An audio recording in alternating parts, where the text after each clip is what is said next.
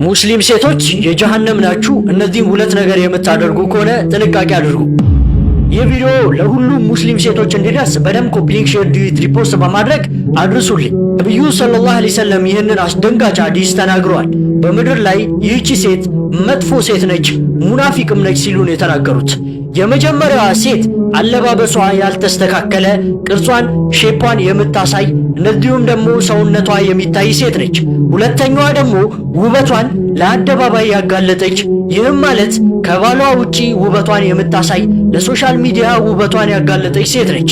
እናም ይህቺ ሴት እጅግ በጣም በሚያሳዝን ሁኔታ የጀሃነም እንደሆነች ነብዩ ሰለላሁ ዐለይሂ ወሰለም ተናግረዋል። ነብዩ ሰለላሁ ዐለይሂ ወሰለም የተናገሩትን ቃል የምታምኑ ሙስሊሞች ከሆናችሁ በየሶሻል ሚዲያው አለባበሳችሁን አበላሽታችሁ እየጨፈራችሁ እየደነሳችሁ እንደዚሁም በአካባቢያችሁ አለባበሳችሁ ሳይስተካከል ለአህመድ ለመሐመድ እንደዚሁም ለሁሉም ሙስሊም ወንዶች ለካፊር ወንዶች ውበታችሁ የምታሳዩ ከሆነ ራሳችሁን ልትቆጥቡ ይገባል። ሰዎች ደግሞ ማሻአላህ የምትሉትን ነገር ልታቁ ይገባል። ወላሂ ወቢላሂ ነው ምላችሁ። እናንተ እንደዚህ ሆናችሁ ስትወጡ ስትጨፍሩ በየሶሻል ሚዲያው ማሻአላህ ታምሪያለሽ የሚሉ ሰዎች አይወዱሽም። ወላሂ ብዬ ነው የምነግርሽ። የጀሃነም እንደሆንሽ አውቀው ወደ ጀሃነም እሳት እየመሩሽ ነው የሚገኙት። ሙስሊም ሴቶች ወላሂ ጥንቃቄ አድርጉ። አላህን ልትፈሩ ይገባል። ወደ ጀሃነም እየተጓዛችሁ ነው ያላችሁት። ወደ ትክክለኛው መንገድ ተመለሱ።